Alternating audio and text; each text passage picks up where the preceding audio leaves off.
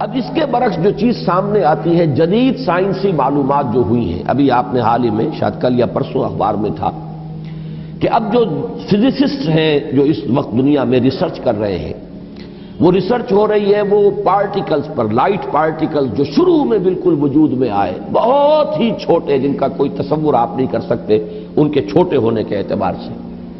معلوم ہوا کہ وہ 3 قسم کے بیسک پارٹیکلز ہیں، انہی سے پھر یہ کائنات بنی ہے۔ یہ ساری ریسرچ ہو رہی ہے۔ اسی طرح نوبل پرائز جب ملا تھا عبدالسلام کو، یہ جو سائنسدان ہے قادیانی، اور انہیں نصف حصہ ملا تھا ایک اور دوسرے شخص کے ساتھ نوبل پرائز میں، تو وہ بھی آپ کو یاد ہوگا، اخبارات میں پڑھا ہوگا کہ وہ بھی ریسرچ تھی اس بات پر کہ اس کائنات کے اندر بیسک فورسز کون کون سی ہیں۔ ایک فورس آف گریویٹی ہے، ایک میگنیٹک فورس ہے، ایک الیکٹرانک فورس ہے، وغیرہ وغیرہ۔ اور ہو یہ رہا ہے کہ اب یہ چیزیں جیسے جیسے تحقیق آگے بڑھ رہی ہے، ان کی تعداد کم ہو رہی ہے، گویا کثرت سے وحدت کی طرف انسان جا رہا ہے، اور انسان یہاں تک جا رہا ہے کہ پوری کائنات اپنی پوری ڈائیورسٹی، اپنے پورے تنوع کے ساتھ، اس کا نقطہ آغاز جو ہے وہ بالکل ایک یا 2 یا 3 چیزیں ہیں بڑی حقیر سی، وہاں سے اس کائنات کا ارتقا ہوا۔ وہ جو theories of the creation of universe ہے کہ یہ کائنات کیسے وجود میں آئی، کریشن کیسے ہوئی، کن سٹیجز میں سے یہ کائنات گزری ہے۔ قرآن کہتا ہے کہ ایک لفظ کن ہے جس سے کہ اس کائنات کی تخلیق ہوئی۔ اللہ تعالیٰ کے اس ایک حرف کن نے سب سے پہلی شکل جو اختیار کی ہے وہ وہی پارٹیکلز ہیں نور کے، سب سے چھوٹے چھوٹے پارٹیکلز۔ یہ خنک نور کا دور ہے جس میں کہ حرارت نہیں تھی، گرمی نہیں تھی، ٹھنڈی روشنی، ایک بسیط نور تھا کہ جو اس حرف کن کے ذریعے سے وجود میں آیا۔ یہ جو دور ہے خنک نور کا، ذہن میں رکھیے، اس میں ابھی حرارت نہیں ہے، اس میں گرمی نہیں ہے، جو بھی ہے اندر پوشیدہ ہے اس کے، وہ بعد کا مرحلہ آئے گا جب میں عرض کروں گا۔ اس خنک نور کے دور ہی میں 2 چیزیں اللہ نے اس سے پیدا کی جو صاحب شعور اور صاحب تشخص ہے۔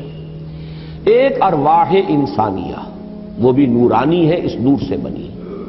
دوسرے ملائکہ، وہ بھی نورانی ہے اور اس نور سے بنے۔ سب سے پہلے اللہ نے حضور صلی اللہ علیہ وسلم کی روح کو پیدا کیا، کیونکہ ابتدائی مرحلہ یہی ہے۔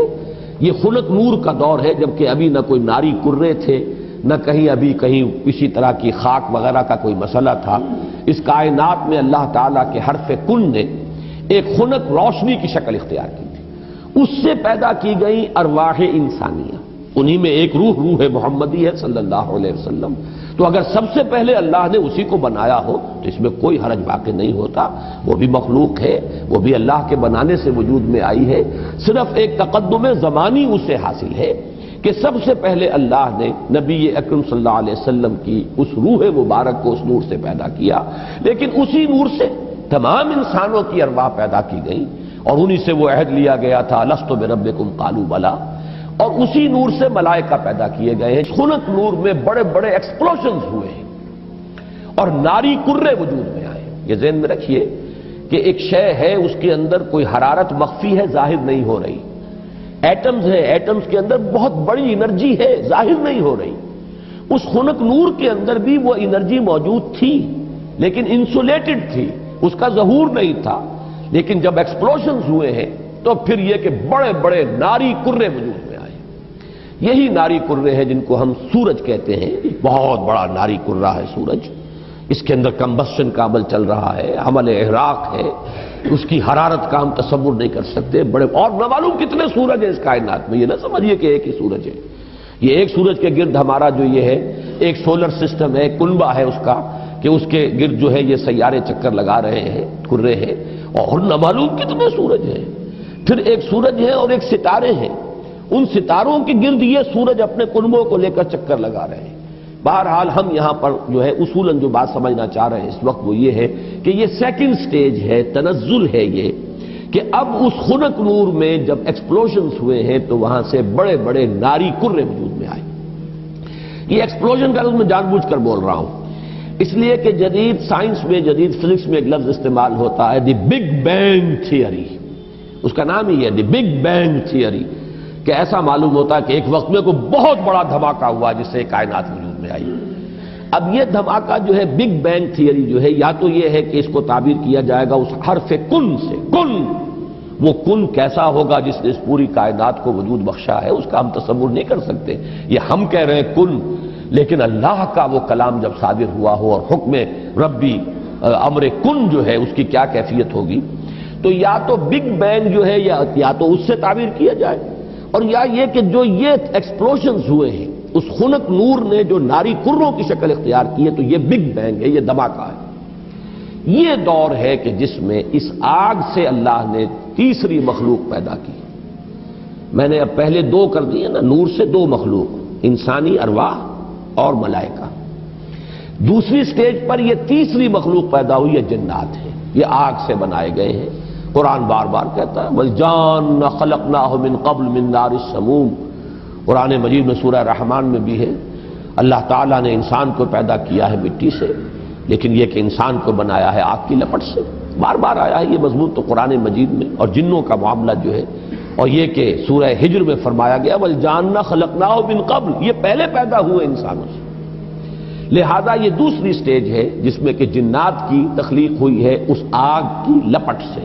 کہ پھر نظریہ یہ ہے کہ یہ جو بڑے بڑے ناری کرے تھے، یہ جب تیزی کے ساتھ حرکت میں تھے تو ان سے کچھ حصے ٹوٹ ٹوٹ کر ان سے علیحدہ ہوئے اور انہی کے گرد چکر لگانے لگ گئے۔ یہ ہے در حقیقت ان سورج کے گرد جو یہ سیارے وجود میں آئے ہیں، یہ کرے جو ہیں۔ پھر یہ ٹھنڈے ہونے شروع ہوئے، اور ان میں جب ٹھنڈا ہوا ہے وہ ناری کرہ، تو اوپر جو ہے کرسٹ آیا، راکھ، جیسے انگارے کے اوپر راکھ آ جاتی ہے، راکھ ٹھنڈی ہوتی ہے، اندر انگارہ موجود ہے، ذرا سی راکھ ہٹ جائے اگر اور آپ کی انگلی جو ہے اس انگارے کو ٹچ کر جائے تو جلے گی، لیکن اگر راکھ اوپر ہے تو وہ آپ کو محسوس نہیں ہوگا۔ اور چونکہ ٹھنڈی چیز سکڑتی ہے، لہذا اس کے اندر اب دراڑیں پڑی ہیں، کہیں پہاڑ بن گئے، کہیں غاریں بن گئی، ساتھ ہی ان کے ٹھنڈے ہونے کی وجہ سے بخارات نکلے ہیں، انہی میں سے نکلے ہیں، انہی کروں میں سے بخارات نکلے ہیں۔ یہ بخارات ہیں جنہوں نے اوپر جا کر وہ جو جسے ہم فضا کہتے ہیں، ایٹماسفیئر، جس کے اندر گیسز ہیں، یہ یہیں سے انہی کروں کے ٹھنڈے ہونے سے وہ بخارات نکلے ہیں۔ جیسے کہ آپ جب اگر پانی ڈالتے ہیں آگ کے اوپر تو وہ ایک بھاپ بن کے اڑتی ہے، تو خیر یہ تو پانی آپ نے ڈالا ہے، لیکن یہ کہ فضائی وہ جو کرے تھے آگ کے وہ خود ٹھنڈے ہوئے ہیں تو ان میں سے بخارات نکلے ہیں، ان میں سے جو گیسز خارج ہوئی ہیں انہوں نے ایٹماسفیئر بنایا ہے۔ پھر اس ایٹماسفیرک چینجز وہاں ہوئی ہے کہ اس میں گیسز تھیں، ہائیڈروجن بھی، آکسیجن بھی، وہاں پانی بنا ہے، بجلی کے بڑے بڑے جب ہوئے ہیں ان کے اندر تو اس سے پانی بنا ہے، اور پھر دھواں دھار بارش برسی ہے، بارش برسی ہے۔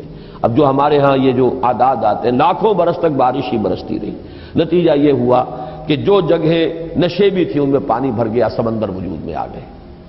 اب جہاں سمندر اور مٹی کا باہمی ربط تھا، یہ جو دلدلی علاقے کہلاتے ہیں، یہاں وہ ان آرگینک کمپاؤنڈز نے آرگینک کمپاؤنڈز کی شکل اختیار کی، یہاں سے حیات ارضی کا آغاز ہوا۔ وہ حیات نباتاتی بھی ہے اور وہ حیات حیواناتی بھی ہے، یہاں سے اس کا آغاز ہوا۔ گویا کہ کل حیوانات اور کل نباتات جو کرۂ ارضی پر موجود ہیں وہ سب کے سب در حقیقت اسی کرسٹ آف دی ارتھ سے وجود میں آئے ہیں۔ پانی اور اس مٹی کا امتزاج اور دلدل کی شکل اس کا بن جانا، اور وہاں سے ان آرگینک کی بجائے آرگینک کمپاؤنڈز کا وجود میں آنا، اور اس سے حیات کا آغاز، خواہ وہ نباتاتی حیات ہو اور خواہ وہ حیواناتی حیات ہو۔ اس حیات کا ارتقاء ہے کہ جو پھر انسان تک پہنچا ہے، وہ اس حیات، سمجھیے کہ حیات ارضی، چاہے نباتاتی ہو اور چاہے حیواناتی ہو، اس کی چوٹی کی جو شخصیت ہے وہ انسان ہے۔